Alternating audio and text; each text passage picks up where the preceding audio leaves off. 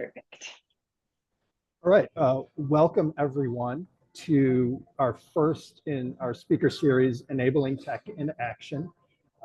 This is going to be a series of weekly presentations where we're going to bring in members of our grant team who are subject matter experts in the area of enabling technology. And we're also going to bring in external speakers, providers who have gone through this in other states.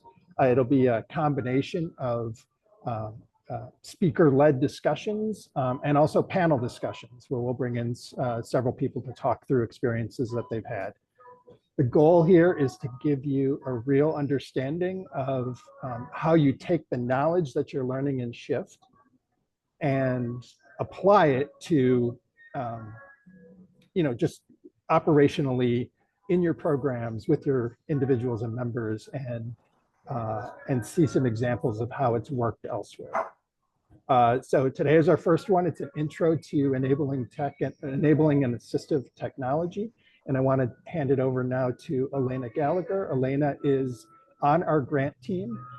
She is a subject matter expert with extensive experience in assistive and enabling technology. She does a lot of work in Minnesota, but has experience in other states as well. So handing it over to you, Alaina. All right, thank you. I appreciate it. So just before I pull up the PowerPoint, I'm not a big PowerPoint person myself, but I know it can be nice to have a little bit of a visual, but just wanted to real quick let you guys kind of know the structure of the presentation and kind of what I would ask from you guys as the audience today. And also I'm from Minnesota, so I say you guys instead of you all. I apologize ahead of time. I'm working on it, I promise. But with the presentation today, we really are encouraging this to be a discussion-heavy series. We want this to be something that not only are you getting the information, but it's a good opportunity to talk through what you've learned, apply it. Maybe you want to talk about some specific things that you guys are working on with this technology pilot, anything. Really, this is an open discussion format. So we've kind of structured this, at least today's presentation, and the goal is to structure similar ones moving forward, where we're going to have about 15 to 25 minutes of presentation, and then 15 to 25 minutes of Ask the Expert. We're kind of rebranding Q&A because we really want it to be something that you guys are coming in ready, understanding that like that's my job, to answer your questions and help you guys understand things. And if I can't answer it, I'll figure it out and then email you guys later, right? So just please, as you guys have questions, feel free to submit them in the chat.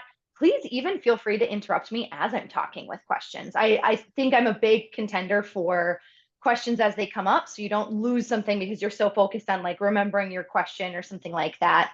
And we can always do this a little bit different, where instead of it just being presentation and then just ask the expert, it can be 45 minutes of us just talking through the material. So don't hesitate to ask questions. You can also unmute yourselves, ask the questions directly. Please feel free to interrupt me. It is so hard to present and also see the screen, so I won't necessarily know if you've got the hand raises or things like that. So unmute yourselves, interrupt me, send a chat. Don't be worried about that at all. I'll do my best to help you out there, Alaina, by monitoring the chat and also any hand raises. Perfect. Thank you. I appreciate that. All right, so into the PowerPoint that I created for today. So first off, we always like to start with the why, and this is something that you guys should be seeing over and over again in the Shift training. It's really one of the big things of, why be looking at incorporating support technologies like assistive technology, enabling technology, and remote support. And I mean, the biggest, most obvious answer is that it really does increase individuals' independence. There are so many amazing stories that we can all tell who have worked in this field. And I'm sure you guys have experienced it without even realizing you were using assistive or enabling technology devices. But allowing somebody to do something for themselves has such a substantial impact. And what I always say to people is, I can almost guarantee, I feel like I'm a math person, like very, very close to 100% certain that every single person you support or that you work with can utilize some form of assistive technology or enabling technology to do something more for themselves. I think everybody is a little overserved, and depending on what area of their life that is, there's an opportunity to allow them the ability to do something for themselves. So just always considering, don't write anybody off when you're looking at or considering assistive technology or enabling technology. Consider, what are the areas that somebody is maybe they're reaching to for the remote because they want to turn the TV on, but staff takes it away from them. Or this person maybe used to cook for themselves, but then there were some safety concerns, so now people cook for them. Considering like, hey, what could be? And then thinking to technology. We always like to do that person-centered approach. And increasing the independence is huge. I also like to put in this part about the brain growth. One of our colleagues on this grant, Annie Eubank, she's learned a lot about the brain, and there's actually studies that very much so show that when people have limited choice or almost no choice, their brain actually prunes. And then if they are given choice, their brain starts to grow, which is really incredible because we think about so many people who are placed in an advanced care type setting. There's so much that suddenly people are doing for them, or maybe they've had people doing things for their whole lives. So they've already been placed in this category of not being able to do things on their own. But once you start with something, you'll almost see a snowball effect of them wanting to do more for themselves. It's honestly one of the best parts of the job is starting with something and then seeing where it grows from there. Second to that is what you guys are all well familiar with, which is staffing shortages. So I actually will read this one. Assistive technology, enabling technology, and remote support offer our greatest chance at surviving the current and future staffing issues, which are projected to only become worse. So this is a national recognition of this. The research shows and predicts that things are probably going to be getting worse over the next 8 to 10 years before maybe they start to come up again. Maybe. The reality for that is not, definitely people should be paid more, but even if you paid them higher wages, there just aren't enough people. And that's really why assistive and enabling technologies are so crucial to be thinking about, because you're not going to find those employees eventually, right? It's just getting worse. I hate to start with doom and gloom, but that's just the reality. If you guys haven't heard the term the silver tsunami, I think it's a very good visual, but there's a lot of people that are aging into needing more and more support and fewer people available to do that because we've got the baby boomers who are needing support and there weren't as many children in following generations is just the reality. Also, national research has identified support technologies like AT, ET, and RS as the premier promising practice to assist with the staffing shortages. So that's not just something that I'm saying, that is something that has truly been identified. So, assistive technology definition. This is actually the definition that we've decided on. It's not currently fully written, but this was a decision from DHS and the passes. But assistive technology is any item, piece of equipment, or product system, whether acquired commercially, off the shelf, modified, or customized, that is used to increase, maintain, improve functional capabilities, or safety related to a person's assessed need. So that's a mouthful, but just basically summarize, it's anything that allows somebody to do something for themselves that they would otherwise rely on somebody else to do for them. It's kind of the basic example of what that is. We worked on this, we workshopped it to include so many things so that everybody knows and understands this isn't just limited to the vendors you guys are going to hear about during this pilot, right? This could be something that you find on Amazon. A good side story on that is I'd heard from so many nurses that one of the biggest things that they're being called out to do for people is clipping finger and toenails. So I thought, well, hey, there's probably assistive tech that could work for people to do that on their own and then not have to have that nursing time, right? Independence, but also reducing some of the staffing time needs. I searched, I already knew about an assistive device called the Clip Different. That's a smart little like device that actually has like essentially a nail file system, but it's in a secure setting where the person, there's only a slot for the fingernail, so nobody can catch their skin or anything like that. That can work on finger and toenails. And then for people who have maybe I'm sorry, this is super gross, but toenails come in all shapes and sizes.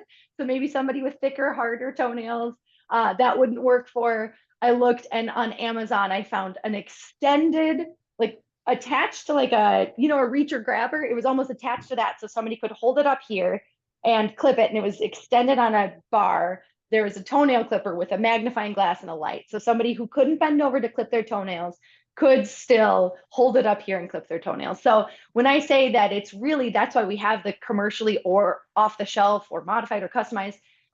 Really anything that's going to allow somebody to do something for themselves is considered assistive technology. Now, enabling technology, and this one hasn't been finalized yet. This is just what we're kind of proposing for the enabling technology definitions for Arkansas. But enabling technology is the technology that makes on-demand remote supervision and support possible. So with this, it goes a step further, and you guys have seen this in Shift as well, where assistive technology is assistive tech is a huge umbrella, and it includes enabling tech, and it includes durable medical equipment and anything in between. But that's where sometimes it gets confusing. So enabling technology just further defines this. It is essentially anything that can report out to somebody else.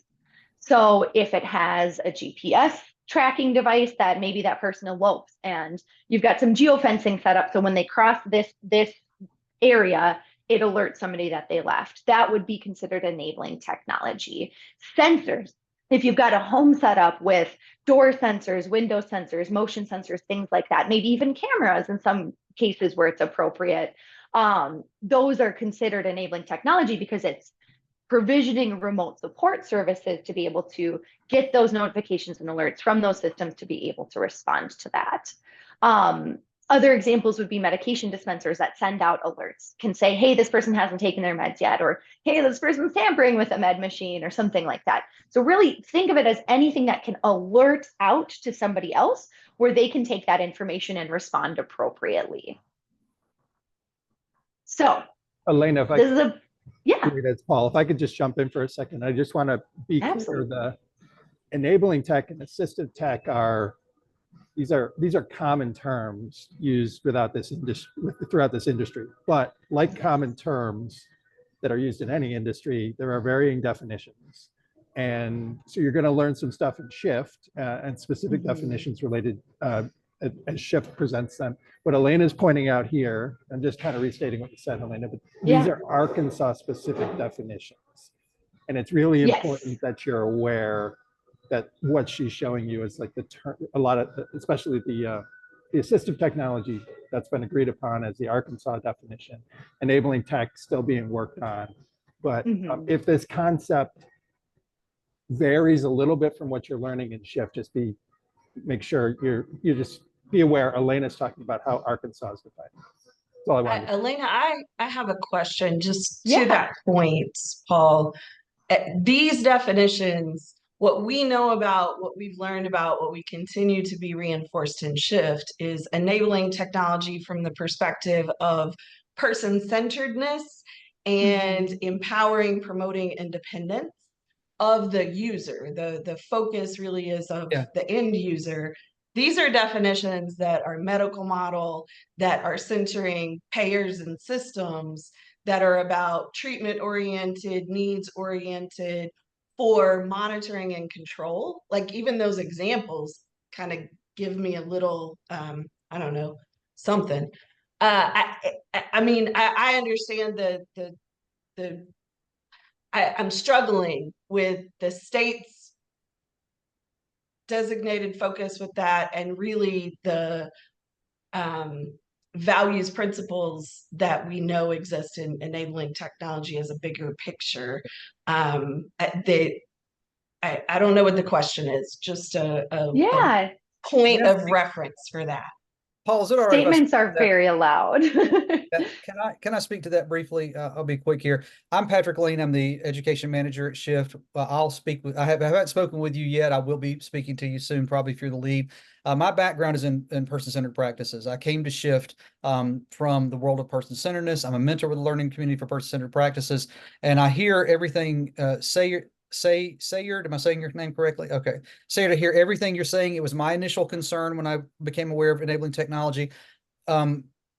that's on the radar. That's definitely much on the radar.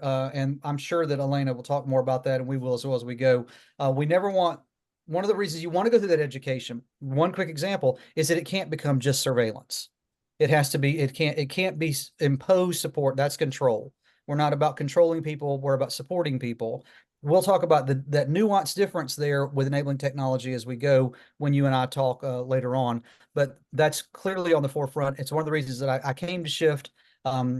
You know, so don't want you to think that's been neglected. That hasn't been considered thoroughly. And Yeah, I get the differences, and I'll even go as far to say they're not nuanced. They're pretty significant. But my concern is that this Arkansas project as a whole is not just about provider infrastructure development and enhancement. It's really about systems change. And if we're engaging in the work of systems change in a way that's taking treatment oriented assistive technology, making that a part of the conversation, and really shifting enabling technology as a tool for monitoring and control of a provider system, then I think we're missing the opportunity in front of us with systems change. I also recognize, you know, the state has some pretty outlined directives of this, but I'm Sayard, nice to meet you, and I will continue to push back on this point every time I see it. Sayard, let's talk, because I felt the same thing you felt, and before I came to before I went to Shift, and or was resolved before I went to Shift. But I don't want to take away time here. But I hear your concern, and it's on the radar. Go ahead there. I'm sorry. Yeah. Sorry to go too far. No, I really appreciate it. And Sayre, to make you feel better, the reason that we're defining these is to allow for more approval. So we specifically spent a lot of time making sure so much was included in like the assistive technology definition, for example, to make sure that there wasn't an opportunity for somebody to say, oh, this can't be approved, even if it's person-centered, even if it's this is the best item for an individual to be able to do something for themselves, but it's not under the definition. It's not clearly outlined from DHS that a pass can approve it, so then they have a reason to deny it. So we're trying to make these definitions really broad, actually. And this is more from the state perspective, the way that they'll be able to determine how they can approve things. From the definition, that the use cases that you all are doing, and like the application of assistive technology and enabling technology, you absolutely nailed it on the head. The intent is always to be person-centered and person first. And these two chunks, these are just small pieces that are going to define but go into a full plan that highlights and focuses on the individual first always. For the enabling technology, right? This is, again, coming back to allowing for approval. So think about it that way. But when in those examples I gave, right, by giving somebody a watch that has that geofencing capabilities, you've maybe completely removed the need to have that person have in-person staffing. So you're giving them that independence and that trust to be in that space, be out in their community where it's safe for them. But maybe they do have wandering risks or things like that where they can get in trouble. And so then, only then, when support is needed, is support called in. So you're right, I absolutely gave the example more from the perspective of like the definition here, but think about that in the applied sense for what you guys would be doing. Why would you be choosing that GPS device? Why would you be having those sensors and things like that set up in the home? Always it being the goal to center on the person's needs, how that person can become more independent and more self-reliant. I always like to say the goal is to become more self-reliant and less staff or caregiver reliant, right? We really want people to be able to do things for themselves and take back control in their lives. Does that help? Oh, sorry, Patrick, you can go I was on. just going to add one quick thing to that. There's nothing in terms, the education is designed to be consistent with best practice of the final rule and the settings rule, which addresses those things directly. And so the thing that's the education is in great part meant to reinforce the final rule, that you don't use technology in a way that's inconsistent with that. So anyway, thank you for letting me share. Yeah, no, I appreciate it. Yeah, I'm good, Alaina. Thank you for all of that. Absolutely. No, thank you so much. And that I should have even said, right, in the beginning when I say like questions, discussion, all that, I usually say pushback because pushback is really important. So I really, really appreciate you sharing that concern and voicing it because I'm sure other people on the call were thinking the same thing as well. And the goal really is truly to get Arkansas to a place where not only can we center the person, but we can approve it, right? And that's kind of what we're playing here with the grant. We're trying to make sure that we focus on both ends of it is person-centered practices and the ability to get that through when we request the technology. All right. And this comes into exactly what we were talking about. So one of the questions that always comes up when approaching and trying to get assistive technology or enabling technology approved is from like a path perspective or like case management or who that payer and approver is to authorize the service. They always struggle with their job being right good stewards of state dollars while also trying to balance being person-centered, trying to do the best thing for that person on their case. So sometimes the question comes up about how do I determine what is a want and what is a need when it comes to technology? Because, and I hear it unfortunately all too often from payers is, well, I would buy myself a watch, a smartwatch. So why should the state dollars pay for that person's smartwatch? And I think that's the difference is some people like I may want a smartwatch, but that other person may need it. And defining that becomes really tricky. So what I always like to say is think yes first. This is something that we're going to train the passes on. And I think we have some of the pass providers and some DHS people on this call today as well, is think yes first and ask follow-up questions to determine if there is a need. We want to get away from the knee-jerk reaction of thinking no, because I've seen it in so many states where that we use the case managers kind of more of a broad term. So if you guys don't mind me, that's like the social worker who's working with the individual and approving and authorizing their services and all of that. Just because I know we've got the passes and we also have the state funded programs with aging. So like the case manager thinks, oh no, I can't approve that because I can't authorize it because funding, right? But if you think yes first, and then you don't have to say it out loud, but you go down the path and you go down the route of how does this tie to a person's assessed need? And assessed need, and the way we're going to make sure this is very, very clear, does not mean medical need. It does not mean a doctor has to request it or a PT or an OT or anybody like that. It does not mean that they have to go through an assistive technology assessment or be seen by somebody specifically. It means that it comes back and meets an assessed need based on their disability, their diagnosis, their medical needs, you name it. So a good example with the smartwatch, right, that I always like to share a story on is a mom asking for a smartwatch for daughter because all of daughter's friends have it and she wants daughter to fit in. That would be something that typically somebody would say, well, that's a want, that's not a need. Where I encourage anybody who's in that and providers as well, you guys having these conversations to work with the person so that they can communicate how this meets a need and not just a want, is to ask follow-up questions, right? Okay, well, that's great. Is there any other way that she'll be using it? Oh, well, all her friends text on it. I just think it'd be really cool if they could text and communicate that way and she could fit in. Okay, that's still kind of bordering on maybe parental responsibility to purchase that smartwatch.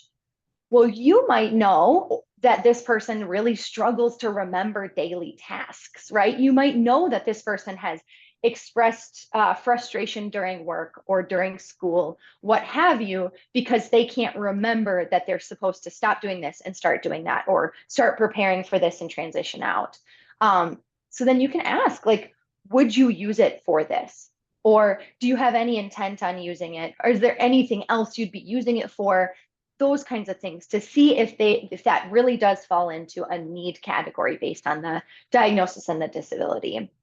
So this is really a conversation that we train around. We work really, really, really hard on because we don't ever want those personal biases that a lot of us have, where we say, well, that would be nice if somebody could buy that from me. We don't want to ever apply our own lives and our own world experiences over anybody else's. I had the unfortunate conversation where somebody told me, hey, well, we can't approve a trampoline. And this was a sensory situation where a trampoline was going to be extremely important for that person because that was the only thing that made that individual calm down and feel safe, right? But because trampolines are fun, it couldn't be approved. And the comment was, well, I would buy a trampoline for my grandchild. And so why would state dollars buy a trampoline for somebody else? And I said, the difference with your grandchild is your grandchild, that's fun and they want it. The difference with this individual is that they need it to feel safe, to feel comfortable, to feel confident, to prevent themselves from having a way worse day, week, month, you name it.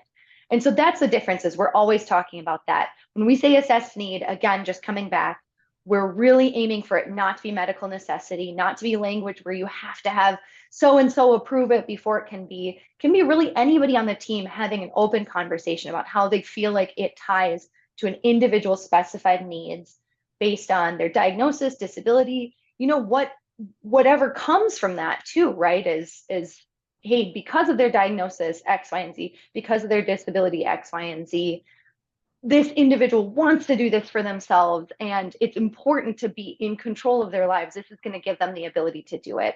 So really looking at that as the main driving factor for determining approvals and things like that. So any questions on that section at all? Or pushback, thoughts, ideas, anything?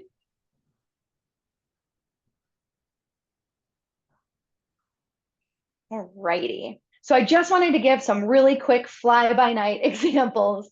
I always stress this is the tip of the iceberg. What I'm showing you is just small sample sizes of what's out there, but there's so much out there.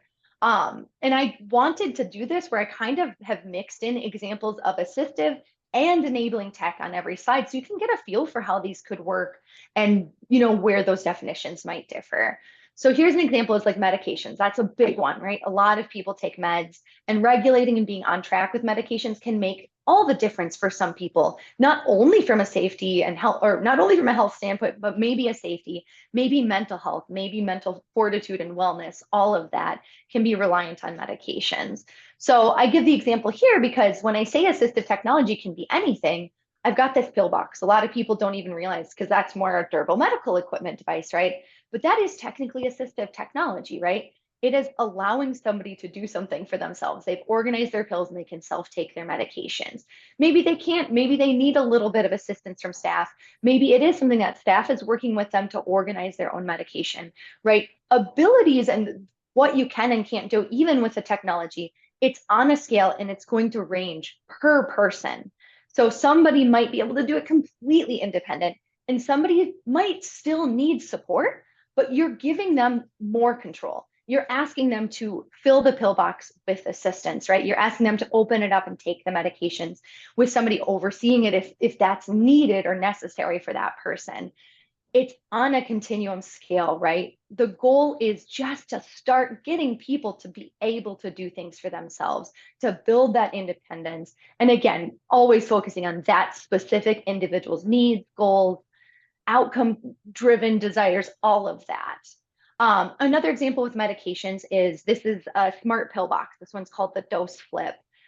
This is a fully capable device where we have like a pill box is just kind of a standard plastic thing that you got your meds organized. This, you organize your meds in the compartments, you set a schedule on it. At the scheduled med time, it'll only open up and allow access to that specific compartment for those specific medications for that specific med time. That person's safely able to take their medications, they're getting that prompt, they're getting the reminder. But this is where, to the enabling tech side of things, it has the ability to send out notifications and alerts if that person forgets their medication. If a family member needs to step in and say, hey, I noticed you didn't take your meds, what's going on? Or even if on the behavioral health side of things, maybe, or substance abuse side of things, we're trying to give somebody more independence to safely take the meds on their own, but there maybe is a concern of medication abuse or a history of that. Or maybe that person's scared of overtaking their medication, so they don't want to have access to their meds. You can lock this device, you can set up tampering alerts, things like that. So there's so much that can be done to allow that person, again, always focusing on if they have that goal and that desire to take the medications on their own, using tools to be able to let them do that. So that's a good example of enabling tech since it can report out. Now, if we come over to toileting and bathing, always, I just want to stress it to all of you guys, right? Like bidets are amazing. They can make all the difference in the world for somebody to be able to go to the bathroom on their own. I think so many people receive bathroom assistance because it's not trusted that they can clean up after themselves. A bidet can make so much change for that. It's safe, it's clean, it's wonderful. They're just amazing. We've approved them a lot in Minnesota and they make a huge difference. And just think about that dignity that's brought back by being able to go to the bathroom on your own and take care of yourself, right? So please consider bidets. They're just awesome. Even something like this. This is just, again, a sliver. There's so much showering equipment that can allow somebody to shower and clean themselves and bathe themselves. Looking at those areas where somebody can gain back that independence, there might be a little risk, right? Like you do have running water, you might have a slip or a fall, but we always like to focus on, and I know Shift stresses this, dignity of risk, right? Like allowing, if you and I can make decisions and we can take the risks, it's sometimes just as dangerous for us to step into a shower as it is for somebody else. And if you've got guardrails, maybe you've got a shower chair, maybe you've got different things that are specified to allow that person to more safely engage in their shower routine, and then you do adaptive or assistive technologies. It's just awesome. An enabling tech option here too is these are water sensors. So if there is a concern of somebody overfilling the tub or something like that, or maybe they've used a lot of toilet paper in the past and just aren't comfortable with the bidet, so you want to know if the toilet's going to overflow, rather than because of that one-off situation saying you absolutely can't be in the bathroom ever again on your own, maybe you put in water sensors and those can alert out to a caregiver and say when water is detected so that they can get involved only when it's needed and not change somebody's whole life on reliance and staff involvement just because of a one-off or occasional event. And then also I mentioned this already, but sensory equipment is considered personal care technology, right? Like it's an important thing to consider. So feeding and meal prep, and I'm taking a little bit too much time, so I'm going to go a little faster on these.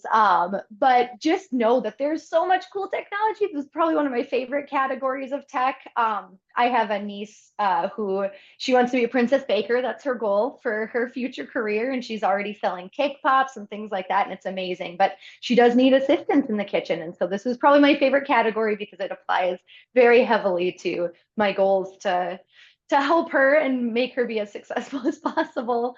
But this is a cool, like an advanced feeding system where somebody can use something called switch activated devices. So switches are things, there are over 2,000 of them. They're really incredible, but things that connect to electronic devices that allow somebody to adapt it to their needs. So a lot of us have seen like those push buttons where you push this button and maybe it turns the light on or off or something like that. So push buttons are kind of the ones people think of.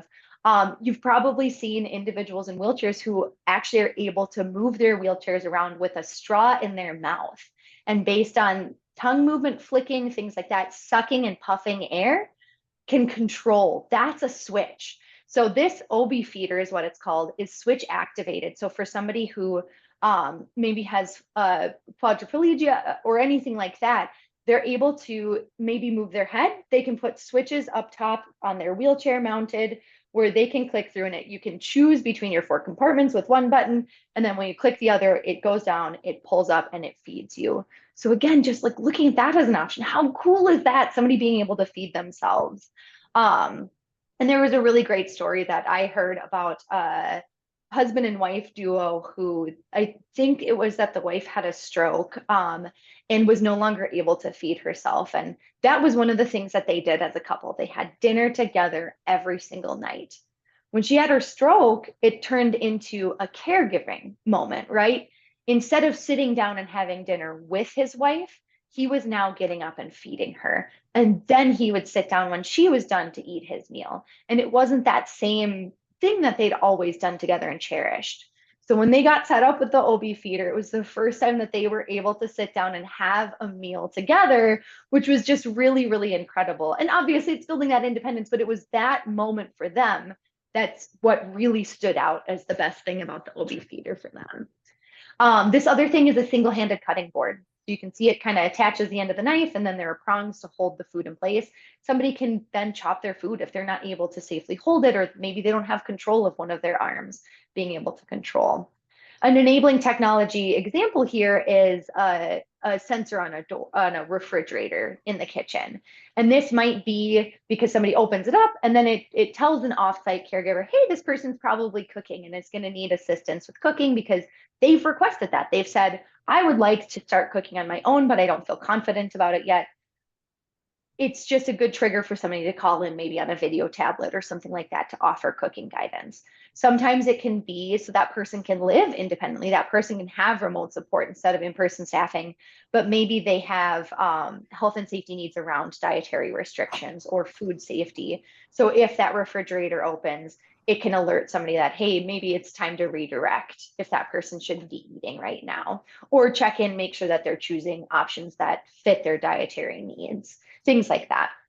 Additionally, this stove sensor, this is really cool for anybody who like knows that somebody got staffing just because they needed help in the kitchen because of fire safety risks or things like that.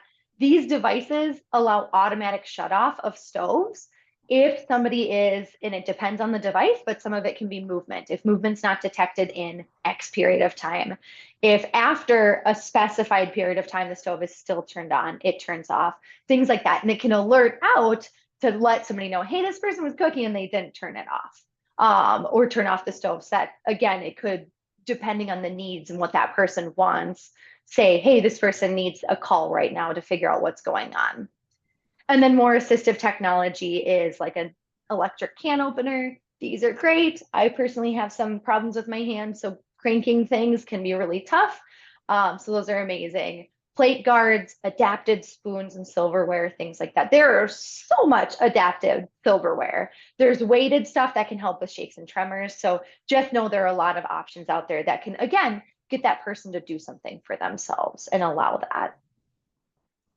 Blind and low vision and deaf and hard of hearing. I combined these onto 2 slides because, as you can see, I get excited about tech and then talk too long. But this is called the Orcan. This is a device that can be worn on glasses, or there is a handheld version. And it's something that can be for blind or low vision, where it can take pictures and read text to people. It can identify individuals. So if somebody's wearing it and they have it turned on and they reach out and they point, it could actually say, you're looking at a woman with blonde curly hair and she's standing approximately 5 feet away from you. Or if maybe you've previously said, okay, that woman who looks like that, that's Alaina, it could say, you're looking at Alaina. It can, yeah, it's a really, really cool device. This example here with the phones, this is actually through an app to be able to do ASL interpretation live.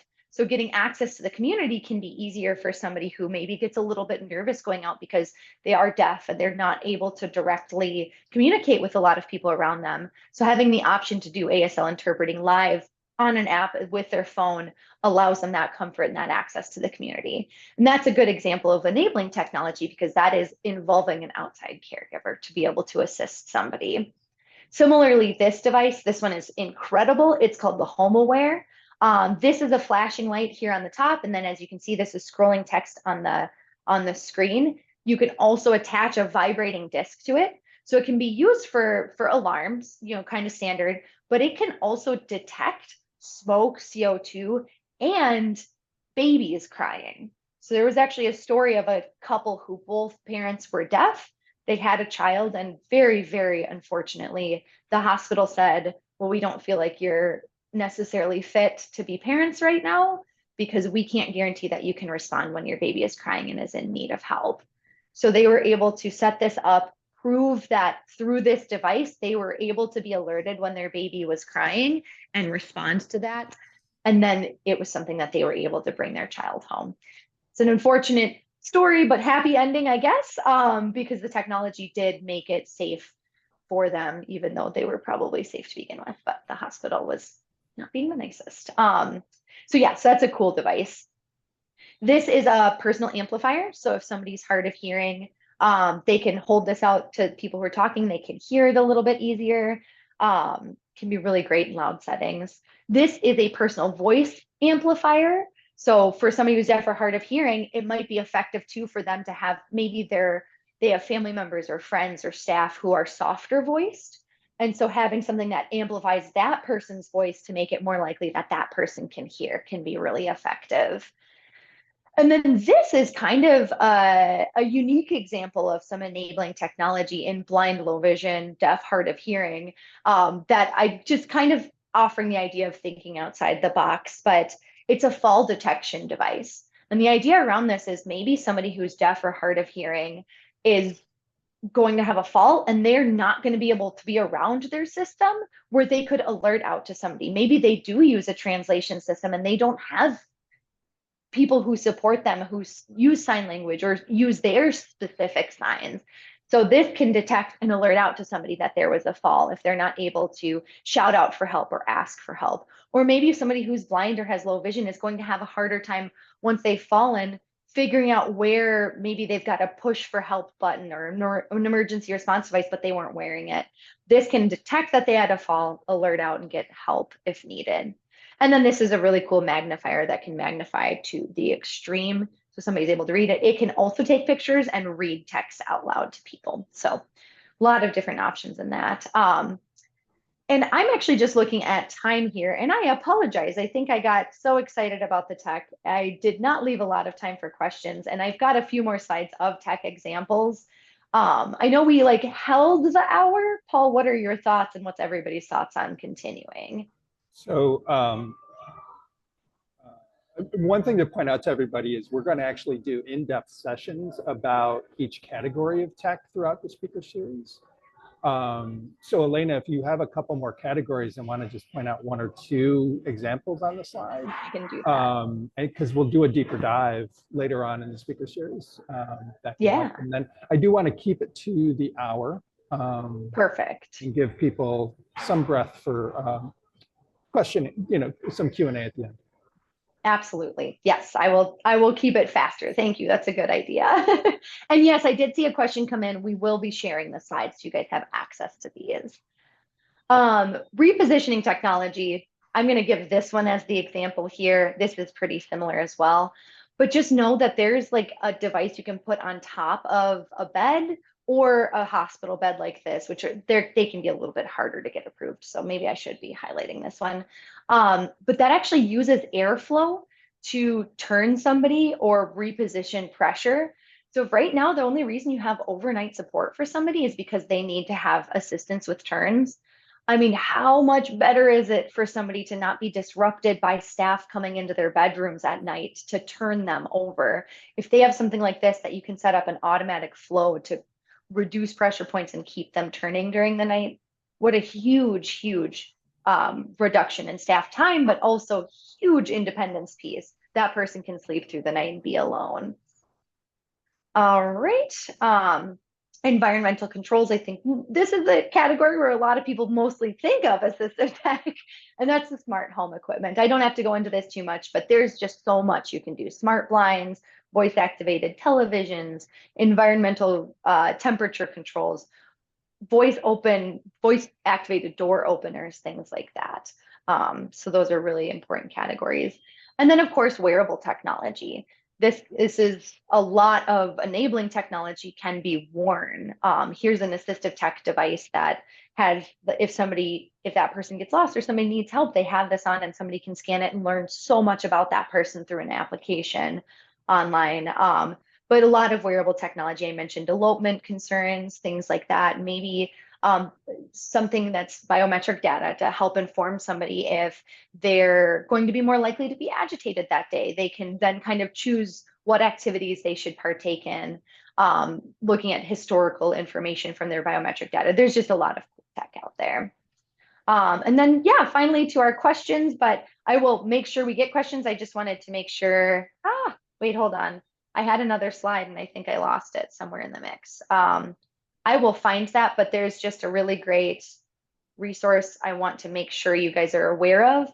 Arkansas actually has an assistive technology program. Every state has a federal program, and a lot of people aren't aware of it. And again, like I said, assistive technology is that umbrella, so it includes everything, including that enabling technology category, just by federal definition. I will post the link to their website, but it's an incredible website. It has a resource library where you can go into these categories. You can see thousands of devices. And they actually have programs where you can borrow or utilize equipment to test it. They've got like a reuse center so that if they've got like used or lower cost assistive technology that's available to be shared with the community, really, really great resource. So I'll be sure to share that, but I do want to open it up for questions now, and I'm sorry for talking so much through that.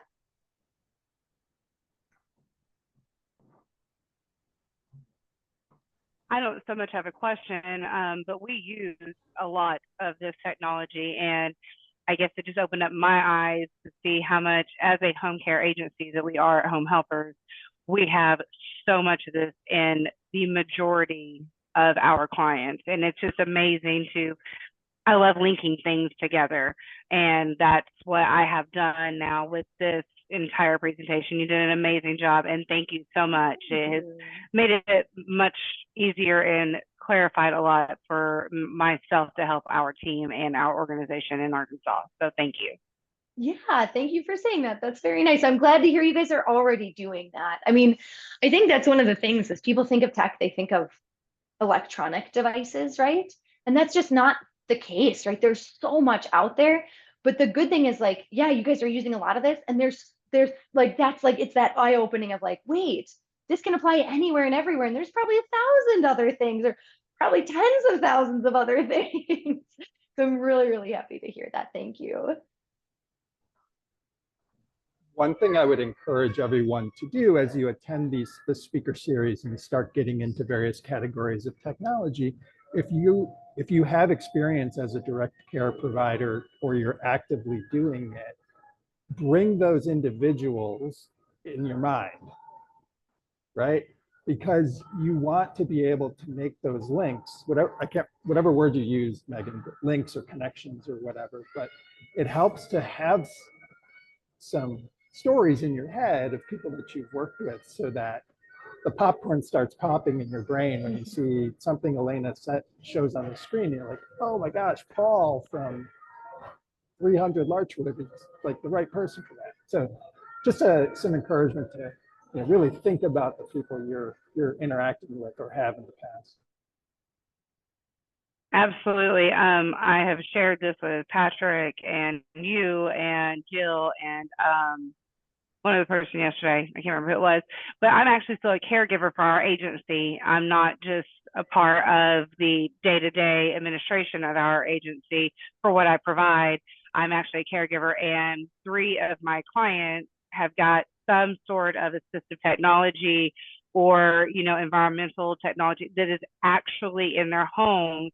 And like I said, it linked, it just connected, and this is going to be a phenomenal change for those that don't have it. And now that I know there are opportunities and how to get these things and how to approach it, it's going to make it so much easier for those individuals. So thank you.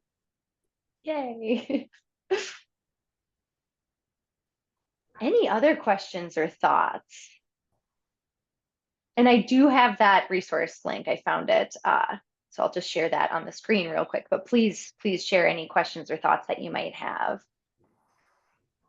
Also add it to the chat, Alaina, and then I'll make sure it goes out in the follow-up email. Perfect. Yeah, and you guys will get access to all these slides. I just want to do a quick check to make sure that they're accessible. I added some new images, so making sure that they actually have the descriptions and stuff like that. If there's no more questions, once, going twice. Okay. Then I'm just going to quickly share out my screen and talk about what's coming up in the speaker series next week. One moment.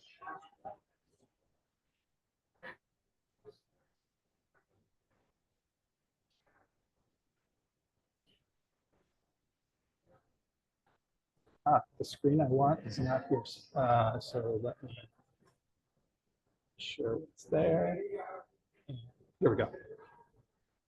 No, that's not it. There we go.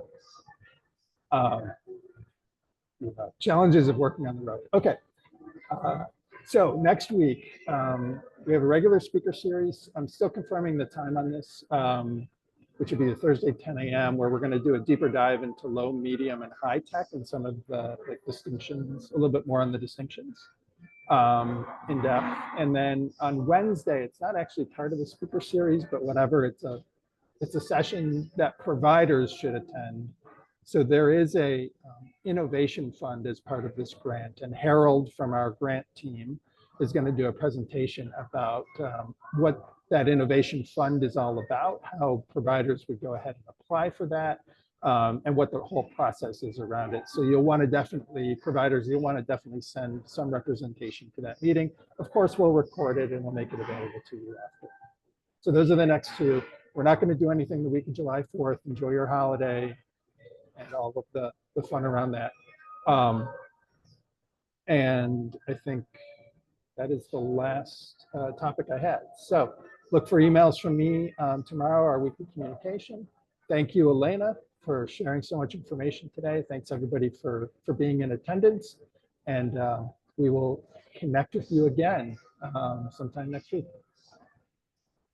Thanks, everyone.